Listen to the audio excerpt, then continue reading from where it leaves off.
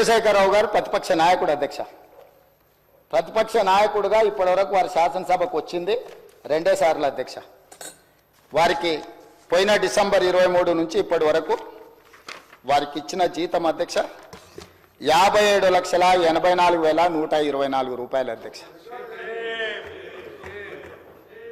శాసనసభ్యుడిగా ప్రతిపక్ష నాయకుడిగా డిసెంబర్ 1, 2023 నుంచి ఫిబ్రవరి 28, 2025 వరకు ఈ దాదాపుగా 15 నెలలలో వాళ్ళు తీసుకున్న ప్రభుత్వం సొమ్ము జీత భత్యాలు, శాసనసభ్యులు కూడా ప్రభుత్వ ఉద్యోగ అధ్యక్ష. తమకు తెలుసు కదా, సుప్రీంకోర్టు తీర్పు ఇచ్చింది.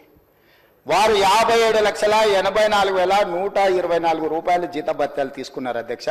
2 సార్లు ఇక్కడికి వచ్చింది, ఇప్పటి వరకు ఎక్కడికి వెళ్ళలేదు అధ్యక్ష. ప్రభుత్వ జీత భత్యాలు తీసుకొని ప్రజల్ని గాలికి వదిలేసి తెలంగాణ రాష్ట్రాన్ని కర్మకు వదిలేసిన ప్రధాన ప్రతిపక్ష నాయకుడు ఈరోజు వాళ్ళను ఇట్లా తయారు చేసి రేబీస్ వ్యాక్సిన్ రియాక్షన్ వచ్చినట్టుగా వాళ్ళు వ్యవహరిస్తుంటే ఏం చెప్పాలి అధ్యక్ష?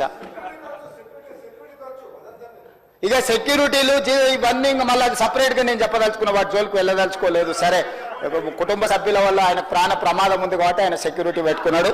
సరే, అది సహజం, అందుకే ఆయన దూరంగా ఉంటున్నాడు వాళ్ళకు చుట్టూతా పోలీసు పహారాల మధ్య అధ్యక్ష.